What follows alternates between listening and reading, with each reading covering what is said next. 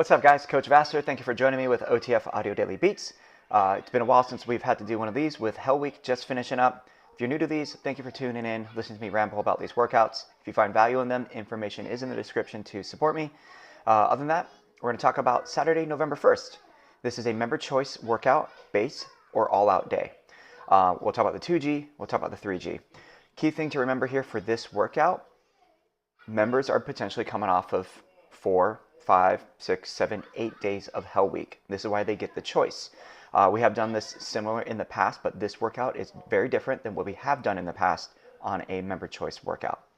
Other key thing is you do have a 2.5 minute whole class setup at the very beginning. After that 2.5 minute setup, then you go into the warm up for 5 minutes or 6 minutes in the 3G, and then they go. That being said, talk about the 2G, then break down the 3G. So key concepts for today, and this goes for both formats of the class. It's all about choices. You choose base, which we'll see base on the treads, lighter weights on the floor, easier recovery movements, and base effort rows. If you choose all out, it's higher intensity, all out efforts on the treadmills, heavier weights, all out explosive movements on the floor, and all out rowing.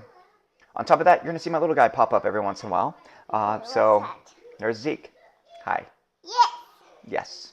Okay. So you bring them over to the weight floor.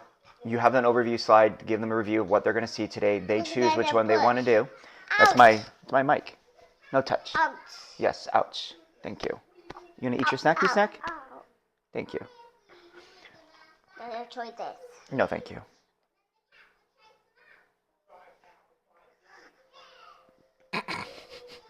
You're okay, buddy. Come on down.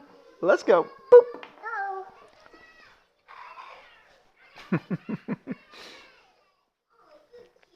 All right, back to where we were. Okay, so you had your overview slide. Give them a reminder.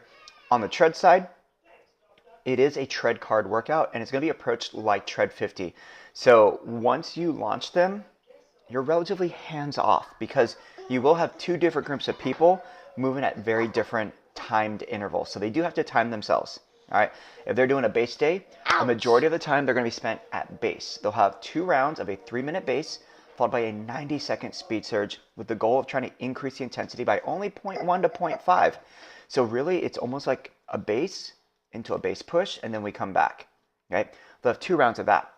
After that, they have 3 rounds of a 2-minute base and a 1-minute surge. Knowing that the surge is shorter, could they at least maintain or increase what they did last time? And then finally, after 3 rounds of that, then you'll see 4 rounds of a 1-minute base and a 30-second speed surge. And then they finish with an increase to the intensity for the final 30 seconds. That's going to be 23.5 minutes. Now, with the all-out version, you're going to have 1 minute all-out, 90-second walk recovery for 3 rounds. And then we want to increase the all-out as we then go into 4 rounds of a 45 all-out with a 75 walk recovery. And then finally, 5 rounds, 30 all out, 1 minute walk recovery. So if they're doing the base day in terms of heart rate response, it's going to be a gradual trend upward. They'll spend most of the time in the green. They might feather into that orange every once in a while, but come back to green. And then with that increase at the very end, they might tap into that orange for a little bit before they take it to that walk recovery, if they are truly using like a true base effort. Now, if they're doing the all outs, we should see that typical heart rate response, peaks and valleys, especially with that first one being a minute. Heart rate will climb up, it will continue to climb before it starts to taper off and drop down, and then there's going to be that delayed effect. The first 15 to 20 seconds of every all out is when the heart rate kind of builds up. After the all out, and within the first 10 seconds of their walk is when we see that peak of the heart rate response before it starts trending downwards.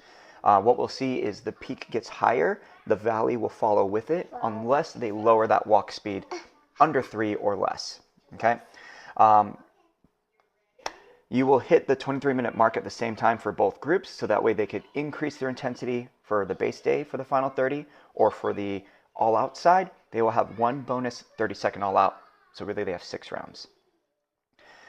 When we look at the weight floor, this is going to be very unique, and it's going to be very quick and fast-paced. So we're going to see actually a dynamic warm-up for the first 5 minutes. You have 5 different exercises, 30 seconds each.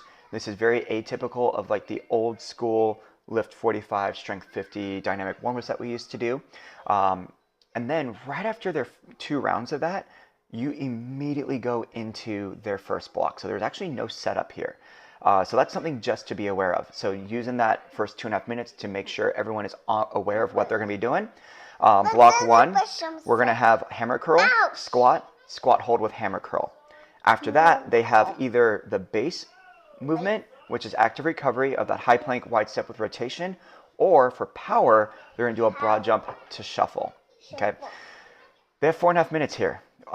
Keeping it simple, we don't want them to mix and match. So if they're doing a base day, keep it base for everything. If they're doing an all out, do all out for everything.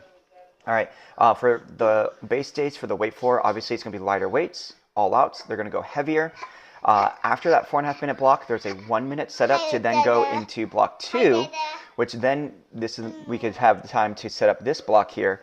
We'll see floor chest fly, bridge, and the bridge hold with chest fly, and then either a base row or an all-out row, depending on their focus. The third block, we will see shoulder press, alternating reverse lunge, and then a split squat hold with a shoulder press. So they'll split their stance, they'll do 4 reps, they switch their legs, do another 4. And then that's going to be paired up with either active recovery of a cobra to child's pose or a speed skater with power. After that, the final block, another circuit with rowing paired up. We're going to see alternating low row, bear plank contralateral lift, and then the bear plank alternating low row. Same thing, light or heavy, depending on their focus, and then either base or an all-out row. Now, one thing to be very mindful about this with the time constraints is after the final all-out on the tread side, when you transition the room, you only have 90 seconds. You don't get that 2-minute setup that we typically get and 90 seconds to move. So you only have 90 seconds to get everyone moving to the next station, and then they go. So when it comes to that first 2.5 minute setup, you got the overview of everything. Definitely set up the first floor block so those members know what those 3 movements are, because as they go through that dynamic warm-up, it's just 5 bodyweight movements that they could look at the screen, and you could also coach them through. And then when you hit that second round of quick feet, 2 forward, 2 back for the final 30, just get them in the mindset of, hey, right after this, we go right into your hammer curls, your squats, and your squat hold hammer curl. All right? And that's it. When we look at the finisher, they're going to finish on the rower. No specific effort on that. It's just a 30 row. So if they're doing base, keep them at a base row. If they were doing the all-out efforts, 30-second all-out. Now, the 3G. This will be very similar, so it's going to be very complicated, and you still only have 2.5 minutes to get them set up. All right, 2.5 minutes to bring them all in, give them a rundown of what's going to happen, 6-minute warm-up for the treads and the rower. The weight floor will have a typical 3G dynamic warm-up, which will be rep-based. At the 8.5 minute mark, we go right into block 1. So on the tread side, they have the choice of either base or all out as well. They'll have 3 rounds of a 2-minute base, 1-minute surge, and then they have 4 rounds of a 1-minute base, 30-second surge. And then they finish, of course, with an increase to the intensity for the final 30 at that 14-minute mark. All outs, they're going to be 1 minute all out, 75 walk recovery, get back to base when they're ready for 2 rounds. And then 45 all out, 75 walk recovery, get back to base when they're ready. And then finally 30 all out, 75 walk recovery, back to base when they're ready.